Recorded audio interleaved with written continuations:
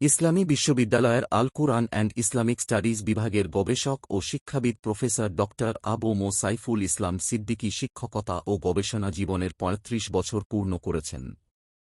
দীর্ঘ ৩ দশকেরও বেশি সময় ধরে উচ্চশিক্ষা, আল কুরআন গবেষণা ও জ্ঞানচর্চায় অসামান্য অবদান রেখে দেশে ইসলামী জ্ঞানগবেষণায় এক অনন্য দৃষ্টান্ত স্থাপন করেছেন তিনি।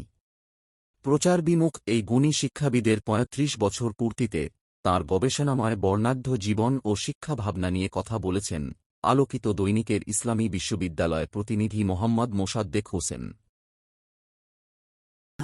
তোমাদেরকে অনেক ধন্যবাদ যে তোমরা এসেছো আমার মতো একজন ছোট মানুষের কাছে। আসলে যে কোনো জিনিস পেতে হলে একটা দীর্ঘ সংগ্রামের দরকার, আর এই সংগ্রামের পিছনে কারো না কারণ অবদান আছে, থাকে, সেটা ছাড়া হয় না।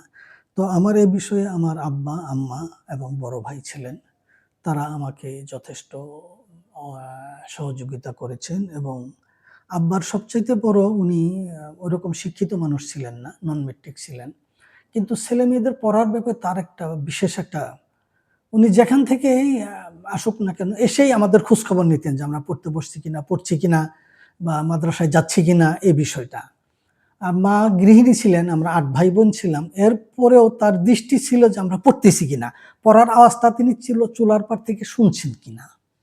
এই বিষয়টা পিতামাতার যে এই যে একটা দৃঢ়, অথচ ওরকম শিক্ষিত ফ্যামিলি ছিল না আমার, কিন্তু তারা এ বিষয়ে আলহামদুলিল্লাহ যথেষ্টই ছিলেন। আর আমার বড় ভাই ছিলেন, উনি আমার 2 বছরের বড়, তিনি তো ছিলেনই সবসময় আমাকে একটা পড়ে উঠে এ বিষয়ে ওনারা করেছেন। আর বিশ্ববিদ্যালয়ে আমি 8টা প্রতিষ্ঠানে লেখাপড়া করেছি। বিশ্ববিদ্যালয়ে ভর্তি হব, পড়াশোনা করব, বিশ্ববিদ্যালয়ের শিক্ষক হব, এমন কোনো চিন্তা, চেতনা, স্বপ্ন আমার ছিল না। আমার একটাই ছিল, আমি শিখব। সাধারণত আমাদের মাদ্রাসা, আলিয়া মাদ্রাসাগুলো তো আরবি একটু দুর্বলতা আছে, এই তারা কামেল পাশ করে আবার ওই কাউমি মাদ্রাসায় ভর্তি হয় আরবি শেখার জন্য। আমার বড় ভাই তাই করেছেন। তা আমার ইচ্ছা ছিল যে আমি কাউমি মাদ্রাসায় যাব না, আমি এখান থেকে পড়ে বিশ্ববিদ্যালয়ে ভর্তি হব, সেখানে গিয়ে আমি আরবি ডিপার্টমেন্টে আরবি শিখব। এবং সেভাবেই আমি বিশ্ববিদ্যালয়ে আলহামদুলিল্লাহ চান্স পেলাম। হওয়ার পরে আমি এখানে আরবি পড়ে কি চাকরি করব, কি করব, কর্মজীবন আমার কোথায় যাবে, এইসব চিন্তা আমার মোটেই মাথায় ছিল না। আমার ছিল যে আমি এখানে আরবি শিখবো, আরবি শিখতে আসছি, আরবি শিখবো। তো আলহামদুলিল্লাহ সেটার কারণে আমি ছাত্রদের উদ্দেশ্যে এখানে একটি কথা বলতে চাচ্ছি, সেটা আজকাল কিন্তু তোমাদেরকে লাইব্রেরিতে পাওয়া যায় না। আমার ফার্স্ট ইয়ারের রেজাল্ট খারাপ হয়, ফার্স্ট ক্লাস ছিল না। 88 জনের মধ্যে 10 জন ফার্স্ট ক্লাস পায় ফার্স্ট ইয়ারে, আমি সিরিয়ালে 20-এ। তা আমি সেকেন্ড ইয়ারে উঠি, পড়াশোনা শুরু করি। পড়াশোনা বলতে ওই ধরনের, আমি এশার পরে বসতাম টেবিলে, একদম ফজরে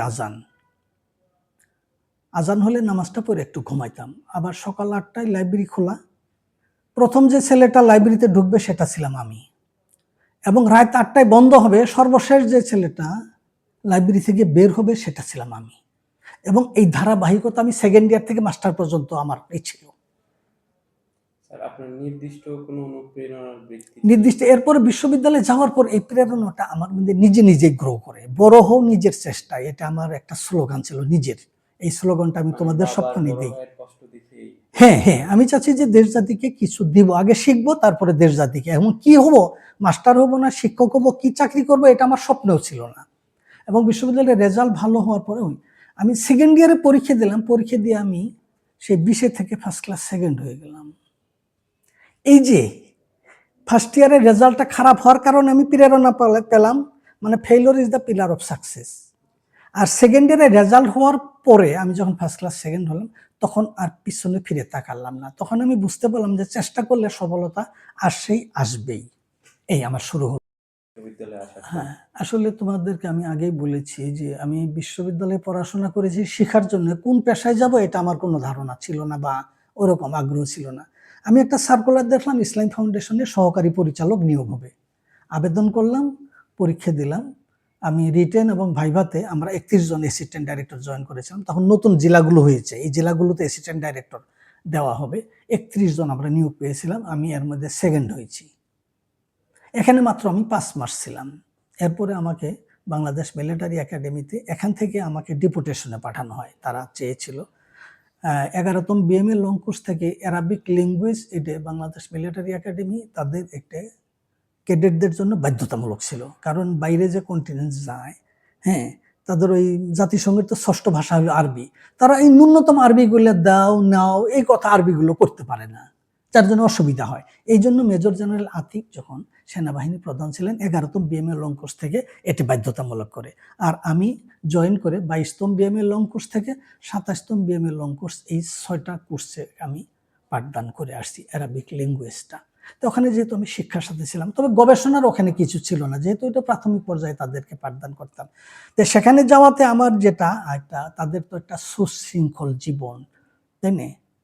তাদের যে নিয়মানুবর্তিতা, সময়ানুবর্তিতা, হ্যাঁ, তাদের যে একটা এরোস্টিক্রেট একটা জায়গা, তাই না? দেশের সবচাইতে আমি মনে করি যে ওটা একটা আভিজাত্য জায়গা, এলাকা। তো সেখানে থেকে আমি নিজেকে গড়ার একটা সুযোগ পেয়েছি। এবং তারা যে পরিশ্রম করে, মাঝে মাঝে যারা যে সপ্তাহে তাদের ক্লাস থাকতো না, এক সপ্তাহ তারা ডিপে চলে যেত, বিভিন্ন পাহাড় অঞ্চলে, সেখানে আমিও যেতাম। গিয়ে তাদের এই কষ্টগুলো দেখতাম যে তারা কি ধরনের কষ্ট করে, আর আমরা সাধারণ ছাত্ররা কি কষ্ট করি। তাদেরকে যদি এই সুযোগ সুবিধা, আমরা অনেকেই সমালোচনা করি তাদের এই সুযোগ সুবিধা, এই সুযোগ, এটা তো দিতে হবে। তারা যে কষ্ট করে এর মানে 10 ভাগের 1 ভাগ কষ্ট আমাদের, তোমরা যারা বিশ্ববিদ্যালয়ে পড়ো এটা করো না। তাদের থেকে এই প্রেরণাটা আমি পেয়েছি, শিখেছি, যেটা আমার এই 35 বছর জীবনে আমাকে কোথাও থামতে হয়নি, আলহামদুলিল্লাহ। আসলে বিশ্ববিদ্যালয়ের পরিবর্তনের বিষয় যদি বলো, এখন তোমরা এখনো দেখছো আমাদের দেশের যে রীতিনীতিগুলো চলে আসছে, সেটা হলো যে বিশ্ববিদ্যালয়গুলোতে ভাইস চ্যান্সেলর নিয়োগ হয় দলীয় ভিত্তিতে। এটা শিক্ষাক্ষেত্রে একটা বড় প্রতিবন্ধকতা। এই যে এখন সরকার চেঞ্জ হয়েছে, আমরা দেখলাম 9 জন ভিসি হলো, সবাই দলীয়, এবং সামনে যারা হবে তারা দলীয়ই হবে, এটা স্বাভাবিক বিষয়। এবং আগে যে সরকার ছিলেন তাদেরও তাই হয়েছে, এর আগে যারা ছিলেন যেই থাকুক না কেন দলীয় হয়েছে। এটা শিক্ষাক্ষেত্রে একটা বড় প্রতিবন্ধকতা আমি মনে করি। আমি যে কাজগুলো করতে চাই বা করছি, এখানে যদি পৃষ্ঠপোষকতা থাকতো, ধরো আমি 5টা বই বা 10টা বই, 15টা বই লিখেছি, এটা যদি ফ্যাকাল্টিতে একটা পুরস্কারের ব্যবস্থা থাকতো, যদিও যারা কাজ করে এরা পুরস্কারের জন্য কাজ করে না, এটা আমার জন্য না হলেও আরো আশপাশে যারা ছিলেন তারা কিন্তু উৎসাহিত হতো। হ্যাঁ, উনি যখন 5টা বই লেখে সেরা শিক্ষক হয়েছেন, তাহলে আমরাও লিখি, একটা প্রতিযোগিতা থাকতো। এই জিনিসটা কিন্তু বিশ্ববিদ্যালয়ে নাই, অন্তত আমাদের বিশ্ববিদ্যালয়ে নেই। আর দলীয় vice chancellor, pro vice chancellor, treasurer 3টে পদেই, এবং এখানে ভিতরে যারা থাকেন চেয়ারম্যান এবং ডিন ছাড়া বাকি পদ সবগুলি দলীয়ভাবে হয়। তো একটা বিশ্ববিদ্যালয়ে চলাফেরা, ওঠা বসা, ক্লাস নেওয়া সবকিছু মূলে কিন্তু এই দলীয়, এটা কিন্তু একটা প্রতিবন্ধক। ধরো আমি ক্লাস নিব, তখন দলীয় একটা আহ্বান দিলে এক মিছিল করতে হবে, তাদের দলীয় একটা, এই ছাত্রগুলো বেরিয়ে গেল, এদেরকে তো আমি পড়াইতে পারলাম না। তো এরকম তো প্রতিনিয়তই হচ্ছে। আর এই যে সেশন জটটা, এটা তো শিক্ষাক্ষেত্রে একটা বড় প্রতিবন্ধক। সেশন জটটা কিন্তু দলীয় কারণেই হচ্ছে, দলীয় সরকার থাকার কারণেই বিরোধী দলটা তারা হরতাল করছে, এই করছে, যার কারণে ক্লাসগুলো আমরা সেভাবে দিতে পারছি না, নেওয়া যাচ্ছে না। এরপরে প্রতিটা শিক্ষকের উচিত পরিবেশ যাই থাক, তিনি যে অবস্থায় আছেন সেই অবস্থানের থেকে তার দায়িত্বটা পালন করা। আমি মনে করি যে আমি এই চেষ্টাটা করেছি, আমি পুরোপুরি পেরেছি এটা আমি বলবো না। তো আমি চেষ্টা করেছি যে যে কোনো পরিবেশে আমি ক্লাস নেওয়া, শিক্ষা কার্যক্রম যেভাবে করানো দরকার সেভাবে না হলেও চেষ্টা করেছি যতটুকু দেওয়ার, আমি তোমাদেরকে দেওয়ার চেষ্টা করেছি। তোমাদেরকে অনেক ধন্যবাদ এই বিষয়টা মানে প্রশ্নের অবতারণা করার জন্য।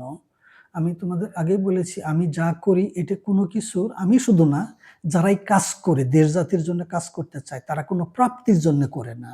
এই যে 5টা একই সিন্ডিকেটে যাবে, একসাথে পিএইচডি হবে, একটা রেকর্ড হবে, এর কারণে বিশ্ববিদ্যালয় কর্তৃপক্ষ, ইউজিসি আমাকে বড় পুরস্কার দেবেন, এতগুলো টাকা দেবেন, এটার জন্য কিন্তু আমি করিনি।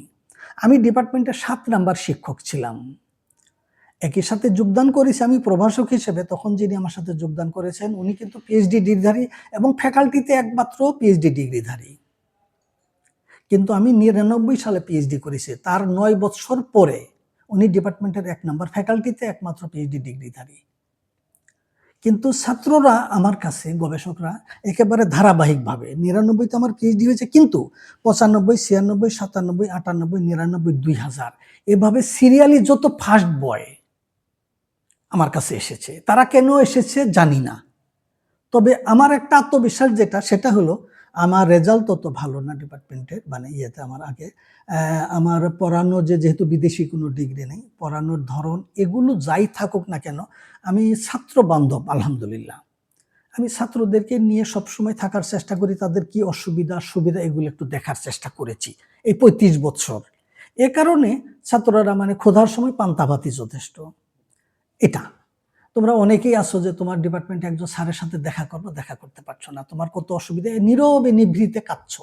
আমি কিন্তু এই জায়গাটা একেবারেই সহজ। আমি ছেলেদেরকে মানে একেবারে সহজে, তোমরা যে ইয়ারে পড়ো না কেন, যে কোনো অসুবিধার জন্য আমাকে তোমরা ফোন করবে, আমার কাছে আসবা।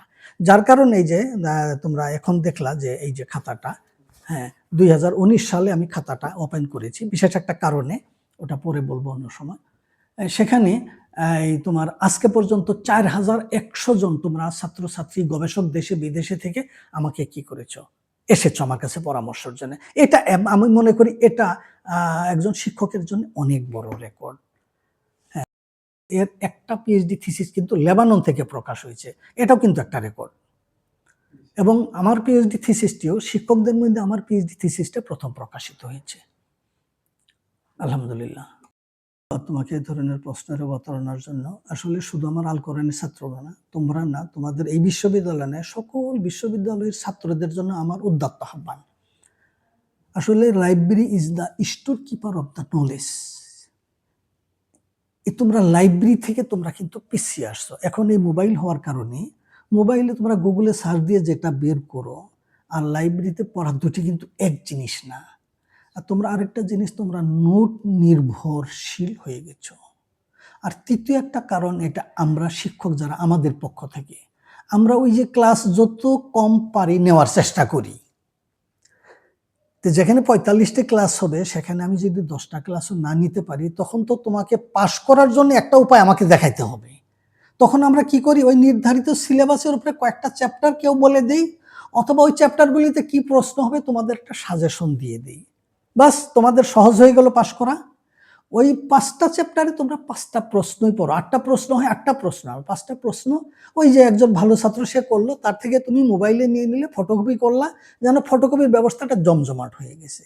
আসলে বিশ্ববিদ্যালয়ের মূল থিম হলো ক্রিয়েটিভ, সৃষ্টি।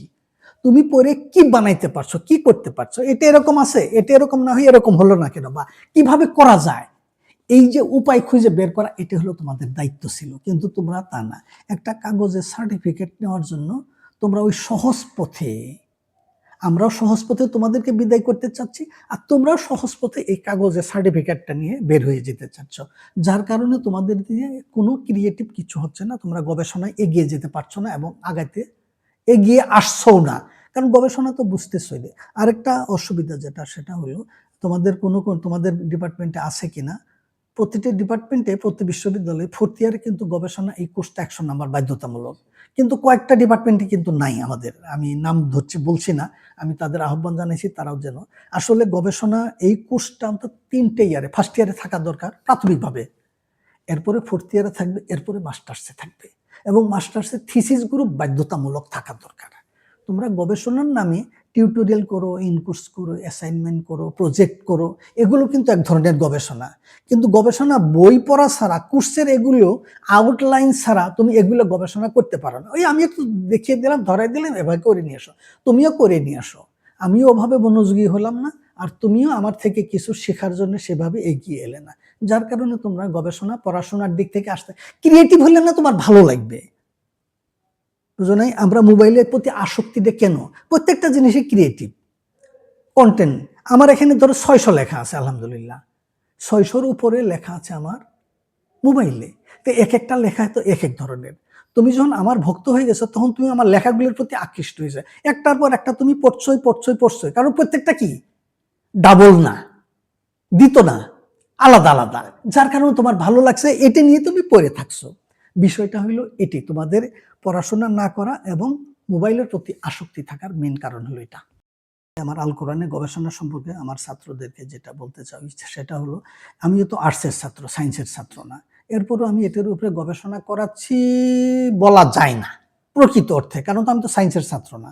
শুধু কোরআনে প্রাণী বিজ্ঞানের কি আছে এই জিনিসটা আমি ধরে দিচ্ছি, উদ্ভিদ বিজ্ঞানের কি আছে এটা তোমাকে, পরিবেশ বিজ্ঞানের কি আছে, বুঝলে, খনিজ বিজ্ঞান কি আছে, আরো মিনারেল থিংস কি আছে। হ্যাঁ, অন্তত আল কোরআন থেকে এরকম আমি বিজ্ঞানের 1000 বিষয় তোমাদেরকে দিতে পারবো গবেষণার জন্য। কিন্তু যেভাবে গাইড করার দরকার, যেভাবে গবেষণা হওয়া দরকার সেটা আমি পারবো না, কারণ আমি সায়েন্সের ছাত্র না। তোমরা যারা সায়েন্সের আছো তারা তোমাদের আল কোরআনে ভর্তি হওয়া দরকার, যাদের দাখিল আলিম সায়েন্স আছে, এবং যারা গবেষণা করবে তাদের অন্তত সায়েন্স ব্যাকগ্রাউন্ড থাকলে তাদের জন্য এটা সুবিধা হয়। এছাড়া ওই ব্যাপক পড়াশোনা করতে হবে। সায়েন্স ব্যাকগ্রাউন্ড হলে তুমি পড়াশোনাই করো নাই, তাহলে তো হলো না। আর আমি আসতে থেকে 2-1টা হরফ তোমাদেরকে কিছু দিতে পারছি, কারণ আমি একটু পড়াশোনার চেষ্টা করেছি এই। আচ্ছা, আর এখন আমার গবেষণা পদ্ধতি বইটা যেটা, এটা একেবারেই আমি সহজ করে আমি লিখেছি আলহামদুলিল্লাহ। গবেষণার উপরে যত গ্রন্থ আছে আমি মনে করি, আমি আশা করছি আর কি, যে আমার বইটা অনেক সহজ করে লিখেছি। কারণ যত বই আছে এগুলো সাধারণত ইংরেজি থেকে ট্রান্সলেট করে। তো ট্রান্সলেট যে বইটা, অনুবাদের বইটা, এই বইটা কিন্তু ভালো হয় না, আরো কঠিন হয় জায়গায় জায়গায়। আমি চেয়েছি আমি মনের মাধুরী মিশিয়ে দিয়ে নিজের ভাষায় গ্রন্থটা রচনা করার, যার কারণে বইটা অনেক সহজ হয়েছে আলহামদুলিল্লাহ। আর যে বিষয়গুলো অনেক বইতে নেই সে বিষয়গুলো এখানে তোমাদের নগদ, যেটা গবেষণা করতে গেলে যেমন এখন সিনপসিস লিখতে হবে, সিনপসিসের উপরে তোমাদের ভর্তি পরীক্ষা দিতে হবে, এই জিনিসটি কিন্তু এখানে দেওয়া আছে। হ্যাঁ, এভাবে অনেক বিষয় আছে যেগুলো অন্য বইতে নাই। আমি যারা গবেষক আছে, আজকেও সকালে 2জন ফোন করেছে, কালকেও 5জন ফোন করেছে, তোমরা নতুন গবেষক যারা। আমি 2016-17 সেশনে আমি একটু হিসাব করছিলাম কৌতূহলী হয়ে যে কতজন আমার কাছে, 102 জন গবেষক আমার কাছে আসছে, এবং তারা বলেছে স্যার আমরা আপনার কাছে গবেষণা করব। এবং এবারও 30 জন এসেছে, 10 জনের বেশি নেওয়া যায় না, 30 জন গবেষক এবারও এসেছে, যেখানে পুরো বিশ্ববিদ্যালয়ে গবেষকের বড় আকাল।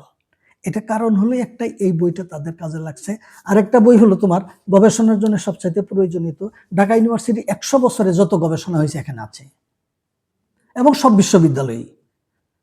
গবেষণার শিরোনাম যেটা গবেষণা হয়েছে সেটা কিন্তু আর গবেষণা হতে পারবে না। এটা তুমি কোথায় পাবে? এটা এই বইতে পাবে। যার কারণে ছাত্ররা দুটো বিষয়ে, তারা বিষয় নির্বাচন করার ক্ষেত্রে ডাবল হবে না, এই বিষয়টা তারা পাচ্ছে। আর আরেকটা হলো গবেষণা সিনপসিস কিভাবে লিখবে, গবেষণা কিভাবে করবে, কিভাবে পরীক্ষা দেবে, এই বিষয়গুলো একটু এখানে আছে, যেটা ছাত্রছাত্রীরা অন্য কোথাও পাচ্ছে না। এটা একটা কারণ আর কি। তো তাদেরকে আমার গবেষক যারা আছে তাদের কাছে আমার বিনীত অনুরোধ, যেখানে আসো, আমি এখন সময় দিতে পারি না, এরপর আমি চেষ্টা করি ফোন করে তোমরা করবে, আমি চেষ্টা করব তোমাদের গবেষণার ব্যাপারে যতটুকু সহযোগিতা। আর সকল বিশ্ববিদ্যালয় কর্তৃপক্ষের প্রতি আমার অনুরোধ, আমার প্রস্তাব যে 3টা কোর্স, প্রথম বর্ষ, চতুর্থ বর্ষ এবং মাস্টার্সের থিসিস 300 নাম্বারে থাকবে, তা নাহলে তারা ক্রিয়েটিভ, তোমরা নিজেরা কিছু করবে এরকম কিছু করতে পারবে না। Thank you. তো করেছো আলহামদুলিল্লাহ। আসলে সময় তো তোমার জন্য যা 24 ঘন্টা, আমার জন্য তা। বিশ্ববিদ্যালয়ে আমরা প্রায় 20,000 শিক্ষক আছি, সবার জন্য একই সময়। সময়টা আসলে যে প্রপার ওয়েতে কাজে লাগানো, এটা হলো বড় কথা। আমি চেষ্টা করি সময়টাকে প্রপার ওয়েতে কাজে লাগানো। আমরা আবার কেউ কেউ আছি যারা এই লাইনে, আমার বিশ্ববিদ্যালয়ে ছিল বলতে আমার অসুবিধা নেই, তোমরা যাতে সাবধান হয়ে যাও। মানে এই ফেব্রুয়ারি মাস আসলে 3 মাস তাকে বিশ্ববিদ্যালয়ে দেখা যেত না বাংলা একাডেমিতে। আমি এই কাজটা কখনো করি না। আমি তোমাদেরকে মাইনাস করে, আমার দায়িত্ব আমি মনে করি তোমাদেরকে পড়ানো, এটা আমার মেন কাজ। তো এই দায়িত্ব থেকে আমি কখনো সরে যাই না, চেষ্টা করি তোমাদেরকে যতটুকু পারি সর্বোচ্চ ক্লাস নিয়ে 2-1 হরফ পড়ানোর আমি চেষ্টা করি। আর এর বাইরে যে সময়টা থাকে তো তখন আমি আমার সময়টা কাজে লাগাই। আলহামদুলিল্লাহ, আমি কম্পিউটারে বসে থাকি, এই কাজগুলো আমি করে যাই। যার কারণে যেমন ফেসবুকে আমি যে 600 লেখা আছে আমার, দেশ জাতির যে কোনো সমস্যায়, যেমন এই যে ভাইস চ্যান্সেলরের উপরে আমার একটা লেখা, একটা সমালোচনা হচ্ছে, একসাথে 9 জন, সবগুলো দলীয়ভাবে নিয়োগ দেওয়া হয়েছে। অনেকেই সমালোচনা করছে কিভাবে আমরা ভাইস চ্যান্সেলর নিয়োগ দিলে আমরা এই অন্তত মানুষের প্রশ্ন থেকে আমরা নিস্তার পাবো, যে তারা কোনো প্রশ্ন করতে পারবে না। আমরা শিক্ষক নিয়োগ দিয়েছি, আমিও চেয়ারম্যান ছিলাম, আমি 5 জন শিক্ষককে নিয়োগ দিয়েছি, কেউ একটা কথা বলতে পারেনি আলহামদুলিল্লাহ। অথচ কোনো কোনো ডিপার্টমেন্টে অনেক সমালোচনা, এখনো সমালোচনা আছেই, হচ্ছেই, হবেই। কারণ যেখানে খলুসিয়ত না থাকবে, যেখানে ব্যক্তিগত স্বার্থ থাকবে, সেখানে কিন্তু সমালোচনা হবেই। এই সমালোচনা ঊর্ধ্বে ওঠার জন্য আমাদের নির্ধারিত একটা নিয়ম কানুন, সেটা শিক্ষক নিয়োগের ক্ষেত্রে হইতে পারে এবং ভাইস চ্যান্সেলর নিয়োগের ক্ষেত্রেও হওয়া উচিত বলে আমি মনে করি। যে কাজগুলো আমরা করি, আমার জন্য আলাদা কোনো সময় নেই। আমি এই দেশ জাতির যে ছোট ছোট যে সমস্যাগুলো, এই সমাধান করার ব্যাপারে কি পরামর্শ থাকতে পারে, আমার প্রতিটা লেখাতে এরকম পরামর্শ আছে আলহামদুলিল্লাহ। আল কোরআনে বিজ্ঞান, আল কোরআনে দর্শন, শিক্ষায় কি দর্শন হওয়া উচিত, যেমন আমার আল কোরআন বিভাগ যেভাবে হচ্ছে আছে, এভাবে আমার আল কোরআন পাশ করে খালি একটা সার্টিফিকেট নিয়ে যাচ্ছে। আল কোরআনের যে ওরকম একটা পণ্ডিত হওয়া দরকার, সেটা হইতে পারছে না। কারণ হলো সিলেবাসটা আমার ওভাবে, ওই আদলে ওভাবে করা না। আর ওই আদলে করতে গেলে তাহলে ওই ধরনের শিক্ষক লাগবে, তাহলে ওই ধরনের শিক্ষক তো নাই। যার কারণে আমার ছাত্ররা কিন্তু কাঙ্ক্ষিত যে মানের হওয়া দরকার, সে মানে আমরা করতে পারছি না। এখন আমিও যেভাবে খোঁড়াইয়ে খোঁড়াইয়ে চলছি, এটা বলা যায়, কারণ বিজ্ঞানের উপরে তো আমার কোনো ধারণা নেই। আমি বিজ্ঞান সম্পর্কে, আল কোরআনে বিজ্ঞান সম্পর্কে যে কোনো করব, তোমরা জিজ্ঞেস করতে স্যার এর উপরে আপনার কোনো কাজ নাই কেন, সেটা আমি তো অপারক, আমি ব্যর্থই বলবো, কারণ ওই সম্পর্কে আমার কোনো ধারণা নেই। তো গবেষণা করতে গেলে যদি আন্তরিকতা থাকে, দেশ জাতিকে দেওয়ার কিছু ইচ্ছা থাকে, তাহলে আমরা সবাই পারি। এবং সবাইকে, এই বাংলাদেশে প্রায় 20,000 শিক্ষক শিক্ষয়িত্রীকে আমার উদাত্ত আহ্বান, আমরা অন্তত প্রত্যেকে একটা করে বইও যদি রচনা করি, 20,000 বই, চারটাখানি কথা, অথচ আমরা 2,000 বইও পাবো না সব মিলিয়ে। এটা আমাদের জন্য বড় কষ্টের, এটা আমাকে খুব কষ্ট দেয়। এই কষ্ট থেকেই আমি আল্লাহ আমাকে যতটুকু সামর্থ্য দিয়েছে, এই অনুযায়ী 2-1 হরফ লিখে যাচ্ছি, এই আর কিছু না। আমার মাঝে যেটা করেছে, আমি ছোট ভাই, আমার বড় ভাই, উনি বিসিএস করে সরকারি কলেজ থেকে অবসর হলেন, একটা বেসরকারি ইউনিভার্সিটি এখন রেজিস্ট্রার পদে আছেন। আমি মনে করলাম যে আমি পিএইচডি করেছি, আমি তার ছোট ভাই। তো বড় ভাই তো উনি মানে ডিগ্রি পাস, কিন্তু অনার্স না। আমি যখন ঢাকা ইউনিভার্সিটি পড়ি, তখন আমি মনে করলাম আমি এমএ পাস করবো আর আমার বড় ভাই বিএ পাস থাকবে। এটা আমি অন্তত ছোট ভাইতে, উনি নিজেকে একটু ছোট মনে করবেন, বা তখন তাকে মাস্টার্সে ভর্তি করে দিই। মাস্টার্সে উনি তোমার পিলিতে ফার্স্ট ক্লাস ফার্স্ট হন, তারপরে ইয়াতেও মাস্টার্সে ফার্স্ট ক্লাস পান। উনি পাস কোর্সে থেকে বিসিএস দিয়ে সরকারি কলেজে জয়েন করেন। তারপরে চিন্তা করলাম আমার পিএইচডি আছে, ছোট ভাই আমি ডক্টর হবো, আমার বড় ভাই হবেন না, এটা তো হয় না। এরপর ওনাকে আমি এখানে ভর্তি করে দিলাম, তার যেহেতু যোগ্যতা ছিল। তারপর হয়ে গেল, এরপর আমার ওয়াইফ এখানের ছাত্রী ছিল, অ্যারাবিক ডিপার্টমেন্টের। এরপর আল কোরআন থেকে উনি পিএইচডি করেছেন। এটাও আমারই হলো যে আমি করেছি, আমার ওয়াইফও করুক, যেহেতু এখানে আছে, বিশ্ববিদ্যালয়ের সুযোগ আছে। এরপর আমার ছোট ভাইটা, সে এখান থেকে ইংলিশে থেকে পাশ করেছে। চাইলাম যে তারও হোক, যেহেতু সুযোগ আছে এবং করতে পারবে, তার যোগ্যতাও আছে, তখন তাকেও আমি করালাম। এভাবে পরিবারে আসলে আমরা 4 জন পিএইচডি ডিগ্রি হয়েছে আলহামদুলিল্লাহ। তো এটা আমার সদিচ্ছা না থাকলে, অনেকে আবার ইচ্ছা থাকে বড় ভাই করে ছোট ভাইকে না, ছোট ভাই করে বড় ভাইকে করতে দেয় না, কারণ তার অবস্থান একমাত্র পিএইচডি, ফ্যামিলিতে থাকবে, এলাকায় থাকবে, এটা অনেকের। আমি এই জিনিসটাকে মানে বলতে গেলে দাফন করার জন্য, যে না শুধু আমি না, আরো, এবং আমার এলাকার যারা আছে তাদেরকে নিয়েও আমি চেষ্টা করছি এখনো, যে তারা যারা পড়ার কথা না, তারা মাস্টার্স করেছে, তারা ভালো ভালো পদে চলে গিয়েছে। এটা আমার দিক নির্দেশনা ছিল আর কি। এই কারণে কোরআনের অনুবাদটা করেছি আলহামদুলিল্লাহ, তোমরা দেখেছো। এটা আমার সবচাইতে সহজ করে। আমি যে ইউজিসির একটা প্রজেক্ট করেছি, translation of the Holi Quran in world languages, বিশ্ব ভাষায় কোরআন অনুবাদ। 141টা ভাষায় কোরআন অনুবাদ হয়েছে, এবং কোন ভাষায় কতজন করেছে, প্রথম কে করেছে, এবং এই কপিতে কোথা থেকে কত সালে প্রকাশ হয়েছে, এই সবগুলোই থিসিস আছে 141টা ভাষায়। তো স্বভাবতই বাংলা ভাষাতেও আছে, বাংলা ভাষায় 348 জন আমি সংগ্রহ করেছি। তো এর মধ্যে আমি মনে করি, এটা আমার দৃঢ় বিশ্বাস, যে আমার অনুবাদটা সবচাইতে সহজ হয়েছে আলহামদুলিল্লাহ। আমি সেভাবে করার চেষ্টা করেছি। এই আরবি কবি ও সাহিত্য প্রজেক্ট ছিল, আমি ইউজিসির যে 11টা প্রজেক্ট শেষ করছি, এর মধ্যে প্রথম প্রজেক্ট ছিল এটা, আরবি চরিতাবিধান। তো সেখানে মাত্র একটা সীমা নির্ধারণ করে দেওয়ার কারণে মাত্র 178 জনকে নিয়ে আমি কাজটা শেষ করি। এটা 2001-2 শিক্ষাবর্ষে। তখন থেকে আমার এই কাজটা অব্যাহত ছিল, যে আমি এটাকে পূর্ণাঙ্গ রূপ দিব। আমি গত 3 বছর আগে, এই করোনার সময়, আমি 1000 কবি না 1000 সাহিত্যিক এটা নিয়ে একটা চরিতাবিধান করেছি, এবং 2500 সাহিত্যিক এটা নিয়ে একটা চরিতাবিধান। আমি আশা করছি ফাউন্ডেশন থেকে খুব তাড়াতাড়ি প্রকাশ হবে। ওই সাহিত্যিকটা এটা চূড়ান্তভাবে গৃহীত হয়েছে এবং এটাও জমা দিয়েছে। আশা করছি এটা প্রকাশ হবে স্যার ইনশাল্লাহ। স্যার আমাদের বাংলাদেশি যারা আছেন তারা করার পরে তারা এটা সম্পাদনার জন্য একটা বোর্ড করেছে। এই বোর্ডের আমাকে চিফ এডিটর করেছে, করে তারা ওইটা আমাকে দিয়েছে সম্পাদনার জন্য। তো আলহামদুলিল্লাহ আমি সম্পাদনা করে তাদেরকে দিয়েছি। তারা একটা ডামি কপি বের করেছে, এর আগে আরেক ডামি কপি বের করে, ফাইনাল আগে বের করে না। তো ওটাও আমি দেখে ফাইনাল করে দিয়েছি। তো কখন প্রকাশ করবে তাদের হাতে, এটা আমার একটা বড় কাজ। আরেকটা বড় কাজ হলো মুজামুল কোরআন, বাংলাদেশেই হয়েছে একটা বড় কোরআনের একটা বড় তাফসির অনুবাদ সহ, এবং কোরআনের কোথায় কি আছে বিজ্ঞানের এইসব একটু দিক নির্দেশনা দেওয়া আছে, এরকম ভলিউম আমাদের ইয়েতেও সেমিনারেও আছে, সব ডিপার্টমেন্টের সেমিনার আমি দিয়েছি। এটার কাজও আমি আলহামদুলিল্লাহ ওই একটু একটু করে করতে করতে মানে এখান থেকে ডাক পড়ছে, ওখান থেকে ডাক পড়ছে, এখান থেকে। আর আমি কাজগুলো লিল্লাহে মানে খুলুসিয়াসের সাথে কোনো পয়সা ছাড়া কাজ করি। বলতে বিশ্ববিদ্যালয়ে আমি তোমাদের আগে বলছি, বিশ্ববিদ্যালয়ের মূল থিম হলো গবেষণা, ক্রিয়েটিভ। পরিবেশটা স্যার ক্রিয়েটিভের মূল জিনিস হলো তোমার গবেষণা। তো এই গবেষণা করতে গেলে, যেমন ধরো আমি এখানে আছি গবেষণা, তুমি একটা তথ্য চাচ্ছ, তথ্যটা আমার কম্পিউটারে আছে, আমি তোমাকে কিন্তু দিতে পারছি না, তুমি ফিরে যাবা, এটা গবেষণার জন্য একটা প্রতিবন্ধকতা। তা আমি গবেষক, আমার এখানে বিশ্ববিদ্যালয়ে কম্পিউটার দিবে, সব কিছু একটা পরিবেশ। এই যে একটা এসি দেখতেছো, 35 বছর চাকরি করার পরে এবার তাও ডিপার্টমেন্টের টাকা এটা লাগাই দিয়েছে। এটা হয়? ডিপার্টমেন্টের টাকায় কেন? এটা বিশ্ববিদ্যালয় দিবে, বিশ্ববিদ্যালয়ে আমি কর্মরত, আমি বিশ্ববিদ্যালয়ের কাজ করছি, এটা কেন ডিপার্টমেন্টের টাকা? অথচ বিশ্ববিদ্যালয়ে কোনো খোঁজ খবর, আমি সিনিয়রিটির দিক থেকে 2 নম্বরে। তা আমার যদি এই অবস্থা হয়, তাহলে পুরো বিশ্ববিদ্যালয়ে অন্যান্য শিক্ষকের কি অবস্থা? এরপরে গবেষণা করবে, তোমাদের জন্য কোনো বৃত্তি নেই। আমাদের দেশে নিম্ন মধ্যবিত্ত সাধারণত তারাই পড়াশোনা করে, গবেষণা তারাই করতে আসে যাদের কোনো চাকরি নেই। তো যার কোনো চাকরি নেই সে গবেষণা কি দিয়ে করবে? কয়েক লক্ষ টাকা খরচ হয়, একটা সেমিনার করতে 40-50 হাজার টাকা খরচ হয়, অনর্থক। এটাও আমরা প্রতিহত করতে পারি না, তাদেরকে কোনো অনুদান দিতে পারি না। এবার মাত্র 10,000 টাকা, এই 10,000 টাকা একটা হয়।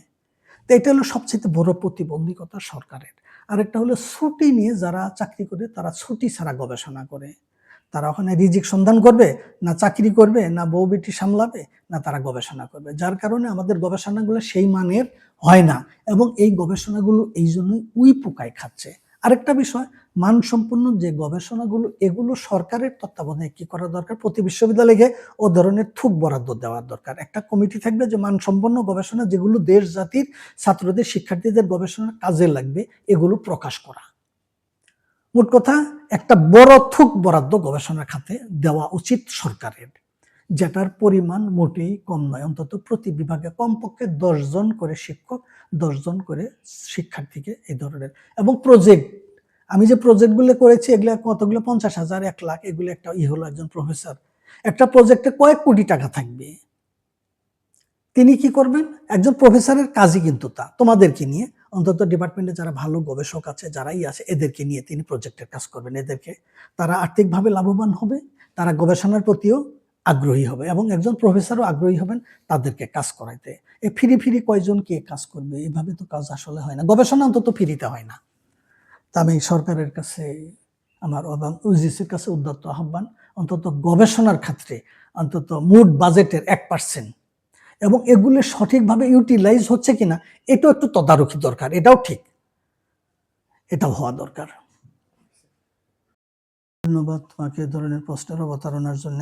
আসলে গবেষকটা কোনো থেকে আসমান থেকে নাজিল হলে এমন তো না। গবেষক তোমরাই, যারা ছাত্র হিসেবে আজকে ভর্তি হচ্ছ, তোমাদেরকে আজকে থেকেই যেন টার্গেট নেওয়া হয়। ডিপার্টমেন্টে এই ধরনের সিলেবাস, আমি অনেক সময় চিন্তা করি যে প্রত্যেকটা ছাত্র তোমরা যারা আছো, তোমাদের কুইজ থাকে, টিউটোরিয়াল থাকে, ইনকোর্স থাকে, ভাইবা থাকে, এই কিছু, তারপরে তোর প্রেজেন্টেশন থাকে। এখানে যদি একটা জিনিস সংযুক্ত করে দেওয়া যায়, সেটা হলো দেশ জাতির সমস্যা নিয়ে তোমরা প্রত্যেকেই, আমরা কিন্তু রচনা মুখস্থ করে আসছি, গরুর 4টে পা 3টে শিং, এই সেই ইত্যাদি। আসলে কিভাবে লেখা যায়, গরুটাকে তুমি সামনে রাখবা মনে মনে কল্পনায় রেখে, ওইটা দেখে দেখে তারপরে তুমি লিখবা, এটা হলো রচনা। রচনা মানে কি? সেলফ কম্পোজ একটা জিনিস, নিজে নিজেই বানানো। আমরা তো সব মুখস্থ করে আসছি, কাজে এখানে মুখস্থর মধ্যে পড়ে গেছি, বিষয়টা এটা না। প্রত্যেকে একটা সমস্যা নিয়ে, যেমন আমাদের দেশের আছে, তোমরা বিশ্ববিদ্যালয়ে ভর্তি হয়েছো, অন্তত অবশ্যই এতটুকু নলেজ আছে, যেমন ইপটিজিং একটা সমস্যা, তাই না? শিক্ষার যে সমস্যা, তোমরা পড়াশোনা করতেছো, তোমাদের থাকার জায়গা নাই, এখানে 17,000 ছাত্রছাত্রী, 5,000 ছাত্রছাত্রীর কি আবাসিক ব্যবস্থা নাই? বিশ্ববিদ্যালয়ের এটা হতে পারে না। বিশ্ববিদ্যালয়ের মূল থিম হলো রেসিডেন্সিয়াল, এটা আবাসিকতা থাকতেই হবে। আবাসিকতা না থাকলে একটা ছাত্রছাত্রী কিভাবে পড়াশোনা করবে? এটা হলো 1 নম্বরে তোমাদের থাকা উচিত।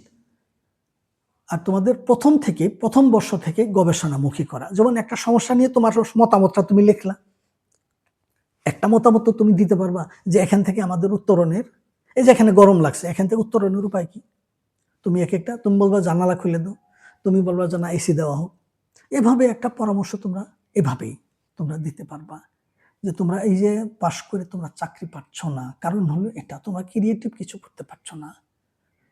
তুমি সফটওয়্যার ইঞ্জিনিয়ার হয়েছো, মোবাইল দেই যেতে বাবা একটু, কারণ এটা তুমি প্র্যাকটিক্যাল তো ক্রিয়েটিভ, এটা কিভাবে যে তোমার ওপেন করলে এটা হবে, বন্ধ হয়েছে একভাবে, আরেকভাবে করলে কিন্তু ওপেন করা যায়, এটা তো তোমার জানা নাই, মুখস্থ করে আসছো যে কিবোর্ড এরকম কালো একটা বোর্ড থাকবে, এটাকে কিবোর্ড বলে, কিন্তু হাত দিয়ে কোনো ধরে দেখো নাই যে কোথায় ক, কোথায় খ, কোথায় এ আছে বি আছে, তোমাকে দিলে তুমি পারছো না। এই যে ক্রিয়েটিভিটি, এটা কিন্তু আমাদের মধ্যে নেই। তো গবেষক হওয়ার জন্য তোমাদের ছাত্রছাত্রী যারা, এরাই আমাদের প্রথম মূল সম্পদ, এদেরকে গবেষণামুখী করা। আর অনার্স ফাইনাল ইয়ারে এবং মাস্টার্সে এটা গবেষণা কোর্স থাকবে এবং গবেষণা গ্রুপ থাকবে, থিসিস গ্রুপ মাস্টার্সে প্রতিটা ডিপার্টমেন্টেই থাকা উচিত। এবং থিসিস গ্রুপের ছাত্র যারা, তাদেরকে প্রিফার করা উচিত। তাদেরকে ধরো এমফিল করতে হবে না, এরকম যদি একটাই থাকে তাহলে এটা সবাই মাস্টার্সে থিসিস করবে। তা নাহলে এই বড় একটা যজ্ঞ কে করবে? এখানে আলাদা সময় লাগবে, আলাদা টাকা লাগবে, অর্থ লাগবে। ওর পরিবর্তে তুমি 2টা কোর্স পরে পরীক্ষা দিয়ে চলে গেলা, চাকরি করতে গেলা। তুমি যেহেতু অতিরিক্ত শ্রম দিচ্ছ মাস্টার্সের থিসিস গ্রুপে, তোমার মূল্যায়নটা ওভাবে হওয়া দরকার, এটা তো নাই। এভাবে যদি বিশ্ববিদ্যালয়ের পক্ষ থেকে সরকারের মূল আমূল আমাদের শিক্ষা ব্যবস্থাটাকে একটু পরিবর্তন দরকার, এবং সেই পরিবর্তনটা আমাদের ধর্মের কিছু থাকবে, ধর্ম থেকে আমরা পড়াটাকে আলাদা করছি, এটা একটা জিনিস। আরেকটা হলো গবেষণা থেকে বিশ্ববিদ্যালয়কে আলাদা করে দিচ্ছি। জাতীয় বিশ্ববিদ্যালয়ে যেমন তোমরা নোট গাইড পড়ে পড়ে পাশ করে চলে যাচ্ছ কোনো ক্লাস ছাড়া, এখন আমাদের সরকারি বিশ্ববিদ্যালয়গুলো তো তাই হচ্ছে। তোমরা আসলে আসো, বিশেষ করে মাস্টার্স এখন ছাত্রই খুঁজে পাওয়া যায় না। অদূর ভবিষ্যতে এরকম যদি হইতে থাকে তাহলে এটাও সব সরকারি বিশ্ববিদ্যালয় জাতীয় বিশ্ববিদ্যালয়ের মতো হয়ে যাবে। সরকারের প্রতি আমার বিনীত এই জায়গা থেকে আমি উদ্যত আহ্বান জানাচ্ছি, আমি অনুরোধ করছি, শিক্ষা খাতে যেন অর্থ বৃদ্ধি করা হয়, গবেষণা ক্ষেত্রে বিশেষত, এবং কার্যকরী গবেষণা করার জন্য যে পরিমাণ অর্থ, যে পরিমাণ সাপোর্ট দেওয়া দরকার, লজিস্টিক সাপোর্ট, সব কিছু দেওয়ার জন্য আমি উদ্যত আহ্বান জানাচ্ছি। আমি যেহেতু এ লাইনে আজকে দীর্ঘ 35 বছর, আমার ওদিকে আর্মিতেও ছিলাম 1 বছর 3 মাস, 36-37 বছর আমার শিক্ষকতার অভিজ্ঞতা। আর আমি 8টা প্রতিষ্ঠানে লেখাপড়া করেছি। এই 8টা প্রতিষ্ঠানে আমার শিক্ষক সংখ্যাও 100। আমাদের বিশ্ববিদ্যালয়ে আরেকটা সমস্যা আছে, সেটা হলো শিক্ষকদের কোনো ট্রেনিং নাই। আমি এখান থেকে কালকে মাস্টার্সের ছাত্র ছিলাম, ফার্স্ট ক্লাস ফার্স্ট হয়েছি। আর এখন তো আরেকটা জিনিস, ফার্স্ট হই বা না হই, আমি একটা রাজনীতির সাথে জড়িত, বাস আমি এখানে শিক্ষক হয়ে গেলাম। আমার কোনো ট্রেনিং নেই, আমার কোনো জানাশোনা নেই, আমার অন্যান্য কোনো আউটসাইড যে একটা বিশ্ববিদ্যালয়ের শিক্ষক, শুধু ইসলামী বিশ্ববিদ্যালয়ের শিক্ষক, ইসলামী বিশ্ববিদ্যালয়ের শিক্ষক না, তিনি বিশ্বের যে কোনো বিশ্ববিদ্যালয়ের শিক্ষক। তুমি একটা বিশ্ববিদ্যালয়ের ছাত্র, তুমি এই ইসলামী বিশ্ববিদ্যালয়ের ছাত্র না, তুমি বিশ্বের যে কোনো বিশ্ববিদ্যালয়ের ছাত্র। এই যোগ্যতা, এই মান সম্পন্ন করে তৈরি করার জন্য শিক্ষকদেরকে ট্রেনিংয়ের ব্যবস্থা দরকার। আমাদের পড়াশোনা সিলেবাস আরও বাস্তবমুখী হওয়া দরকার। এই মুখস্থ পড়ে পড়ে এইটা যেন আর না থাকে। যদিও আমরা সিলেবাস কমিটি অফ কোর্সেস করছি, সিলেবাস 2 বছর 3 বছর পরিবর্তন করছি, পরিবর্তন করলে খুব সামান্য। আমরা ইন্টারনাল এক্সটার্নাল দুইটা, একটা কোর্সের জন্য 2জন পরীক্ষক প্রশ্ন করছে, কিন্তু আমরা শুধু ইন্টারনাল যে প্রশ্ন এটাই নিচ্ছি, এক্সটার্নালে কোনো প্রশ্ন হয়তো নিলে ভদ্রতার খাতিরে একটা নিলাম বা 2টা, আসলে তো নিয়ম এটা না। 2টা শিক্ষক এটা মডারেশন করে প্রশ্নটা যাতে স্ট্যান্ডার্ড হয়, ছাত্ররা যেন কি নিজে থেকে কিছু লিখতে পারে, এই ধরনের প্রশ্ন হওয়া দরকার। সেটা না, সেটা ওই গতানুগতিক যেটা তোমরা মুখস্থ করে দিতে পারবা উত্তরটা, এ ধরনের প্রশ্ন হয়। এটা হওয়া মোটেই বিশ্ববিদ্যালয়ে উচিত না। তোমাদের সব ক্রিয়েটিভ হবে, যেটাই হবে তোমরা মুখস্থ করার কোনো সুযোগ নেই। তোমরা লাইব্রেরি ওয়ার্ক করবে, বই পড়বে, পড়ে আসে তারপর তোমরা নিজের থেকে বানায় লিখবে। এই ধরনের প্রশ্নপাত হওয়া দরকার, সেটা হোক সায়েন্স হোক, কমার্স হোক, আর্টস হোক, যে বিষয় হোক না কেন। আর ছাত্রদের প্রতি তোমরা একটু টেবিলে বসো, একটু লাইব্রেরিতে যাও। আমি আলহামদুলিল্লাহ বিশ্বের এবং দেশেও ব্যক্তিগত অনেক লাইব্রেরি, যেটা সংখ্যা শতাধিক হবে, এর কোনো বিকল্প নাই। লাইব্রেরিতে গিয়ে জ্ঞান আহরণের কোনো বিকল্প নেই। তোমরা এখন সহজ হয়েছে, এখান থেকে একটা শব্দ টিপ দিলে তোমরা অর্থ পাচ্ছ, ব্যাখ্যা পাচ্ছ, কোথায় কি আছে 1 মিনিটে পেয়ে যাচ্ছ, যেটা একটা ডিকশনারি খোঁজে অনেক সময়।